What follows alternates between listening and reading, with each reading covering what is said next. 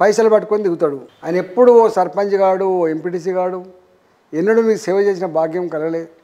కానీ టక్కన కొంచెం మంచి పెద్ద కార్లు వేసుకొని రాగానే ఊళ్ళకు ఈయన డబ్బులు పట్టుకొని రాగానే డబ్బులు ఉన్నాయట, ఓ మస్తున్నాయట అని చెప్పి భ్రమలలో ఉండి నీ కాళ్ళల్లో మెదిలే బిడ్డ ఎవడైనా ఉంటే, నీ కళ్ళల్లో మెదిలే బిడ్డ ఎవరైనా ఉంటే, అనేక సంవత్సరాలు నేను నమ్ముకొని పనిచేసే వాళ్ళు ఎవరైనా ఉంటే, నీ వాడకట్టును నీ ఊరును పక్కకు పెట్టే ప్రయత్నం చేయొద్దని కోరుకుంటున్నాను. అంటే మొన్న కాంగ్రెస్ పార్టీ ఆ రకంగానే గెలిచిందని మీరు భావిస్తారా? నేను జనరల్గా మాట్లాడుతున్నాను, నేను మళ్ళీ పార్టీలు వైపు వెళ్ళట్లేదు. ఓకే, జనరల్గా. అందుకనే మీరు ప్రజలుగా ఎవరిని ఎన్నుకోవాలి, ఎవరిని గుర్తించాలి, ఎవరికి ఓటేయాలి. వాళ్ళు వస్తారు, సంచులు పట్టుకొని వస్తారు, ఒక 50 కోట్లు 100 కోట్లు సంచి పట్టుకొని వచ్చి ఇక్కడ ఖర్చు పెడతారు, గెలుతాడు. మళ్ళీ ఏం చేస్తాడు ఆయన? మళ్ళీ గదే పైరువేలు చేసుకుంటాడు తప్ప ఎక్కడో రేరుగా ఉంటారు. కానీ నేను మళ్ళీ ఎన్నికలు నిలబడాలంటే ఇంతకంటే ఎక్కువ ఖర్చు పెట్టాలి, ఎక్కడి నుంచి రావాలి, ఎక్కడో ఒక ఊడిగం చేయాలి. మనం చూస్తున్నాం. సిగ్గుతో తలదించుకునే అంశం ఏంటంటే పార్లమెంట్లో కూడా డబ్బులు తీసుకొని ప్రశ్నలు అడుగుతున్నారని అనే వార్తలు వచ్చినాడు. మొన్న మీరు చూసిండ్రు, ఒక ఎంపీని బర్తరఫ్ చేశారు. క్వశ్చన్ అడగటానికి పార్లమెంట్లో కూడా డబ్బులు అడుగుతున్నారు. గతంలో కూడా నలుగురు పట్టుబడ్డారు, మొన్న కూడా పట్టుబడ్డారు. అంటే ప్రజలు ఏమంటున్నారంటే, ఇవాళ గుట్కాలు అమ్మేటోడు ఉన్నాడు, గంజాయి అమ్మేటోడు ఉన్నాడు, డ్రగ్స్ అమ్మేటోడు ఉన్నాడు. వాడిని చీల్చి చెండాడాలని, అవి బంద్ చేయించాలని చెప్పి కోరన్నా నాయకుడు దాన్ని ప్రోత్సహించే విధంగా వెళ్ళాలి. అవును.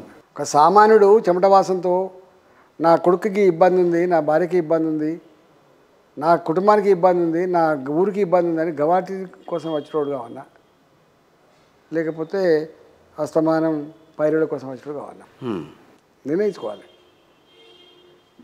మంచి ప్రజల కోసమే ఆలోచించేటువంటి లీడర్షిప్ రావాలంటే, నాయకుడు రావాలంటే ఎక్కడో కాడ ఈ ఈ డిస్కషన్ కూడా బంద్ చేయించాలి.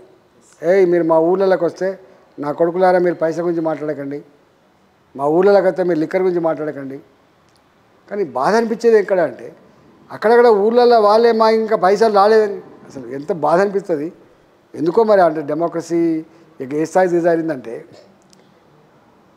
ఇక తెల్లారితే ఎన్నికలు అనగా రేపు ఎన్నికలు అనుకో 2 రోజుల ముందు అందరూ టీవీలు పెట్టుకొని దర్వాలు కుల్లా పెట్టుకొని ఉంటారని చెప్పి మాట్లాడుకుంటాడు, చీప్గా మాట్లాడుకుంటాడు. ఎందుకంటే అంటే ఎవరైనా వస్తారు, పైసలు ఇస్తారు. అంటే నీ ఓటు హక్కు 500 రూపాయలకు 1000 రూపాయలకు అమ్ముడిపోయేది కాదు అది. నీ ఓటు హక్కు అనేది నీ తలరాతను మార్చేది, నీ తలరాతను మార్చేది, నీ రాష్ట్ర భవిష్యత్తుని నిర్ణయించేది అది. కరెక్ట్. అట్లాంటి వార్తలు రావడం అని మనకు సిగ్గు. కామెంట్ కూడా చేసుకోవద్దు. ప్రజల పట్ల ఇంత చిన్న చూపుతో తక్కువ చేసి మాట్లాడే పద్ధతి అవుతుందో నాకు కొంచెం బాధ అనిపిస్తుంది. ప్రజాస్వామ్య పరిరక్షణకు పాటుపడే ప్రజాప్రతినిధుల మీద ఆ రకమైన మాట అనేది ఇబ్బంది పెడుతుంది. ప్రజలకు కూడా ఇబ్బంది అది. ప్రజలకు కూడా మంచిది కాదు.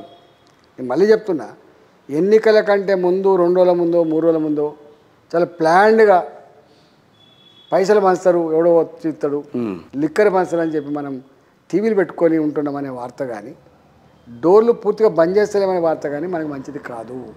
మూడోది, అసలు ఇంత గమ్మత్ అంటే ఎన్నికలు వచ్చినప్పుడే 5 ఏళ్ళు ఉంటాడు. 5 ఏళ్ళు ఉన్నప్పుడు నీకు ఇయ్యని ఇల్లు, 5 ఏళ్ళుగా ఇయ్యని నీ పెన్షను, 5 ఏళ్ళుగా నీ కులసంఘ భవనం ఇయ్యని వాడు, 5 ఏళ్ళుగా నీ గుడి కట్టించని వాడు ఇవాళ వచ్చి నీకు గుడి కట్టిస్తా అని చెప్పి ముగ్గు పోయిస్తే, నీకు కమ్యూనిటీ హాల్ కట్టిస్తా అని చెప్పి ముగ్గు పోయిస్తే, నీకు ఇండ్ల శాంక్షన్ లెటర్ ఇప్పిస్తే, నీకు దళిత బంధు నేను దరఖాస్తు తీసుకున్నా అని చెప్పి ఇస్తే, దానికి మోసపోతే ఏముంటుంది చెప్పండి? ఎన్నికలప్పుడు సాధ్యమవుతుందా? ఇవాళ నారు గజ్వేల్ ఉంది, గజ్వేల్లో వాళ్ళే చెప్పిండ్రు R&R కాలనీ అని ఉంటుంది. R&R కాలనీ వాళ్ళు ఎంత బాధపడరు, బిడ్డ నువ్వు వచ్చినావు నీ కోట్లెత్తాం, మా భూములు కాపాడు, మమ్మల్ని కాపాడు అని చెప్పిండ్రు. కానీ రాత్రి కొంతమంది నాయకులను పట్టుకొని ప్యాకేజ్ 5 లక్షల రూపాయల ప్యాకేజ్ ఇచ్చేసిండ్రు. 250 గజాల జాగ ఇచ్చే సర్టిఫికేట్ ఇచ్చి పడేసిండ్రు. మీ పేరు రాసినా మీకు దళిత బంధు వస్తుందని చెప్పిండ్రు, మీ పేరు రాసినా మీకు బీసీ బంధు వస్తుందని చెప్పిండ్రు. కొంతమంది లక్ష రూపాయల ప్యాకేజ్ కూడా ఇచ్చిండ్రు. ఇక అడిగిందే తడవుగా కమ్యూనిటీ హాల్ల నిర్మాణానికి ముగ్గుపోసిండ్రు, గుళ్ళకు ముగ్గుపోసిండ్రు. మళ్ళీ ముఖ్యమంత్రి చెప్తున్నా నేను, అంటే తీసుకునే వాళ్ళు ఉంటే వాళ్ళు ఇస్తారు కదా. ఇంకా గమ్మతైన విషయం ఏంటంటే, ఇంకా గమ్మతైన విషయం చెప్తా. తీసుకోగాని ప్రమాణం చేస్తారు. నువ్వు పోషమ్మ కులమే ప్రమాణం చేయి, నువ్వు పసుపు బియ్యం పట్టుకో. అరే ఎటుపోతుంది ఇది? అంటే ఇవన్నీ కూడా మన యొక్క తాకత్ని, మన సెల్ఫ్ రెస్పెక్ట్ని, మన ఆత్మగౌరవాన్ని దెబ్బతీస్తాయి.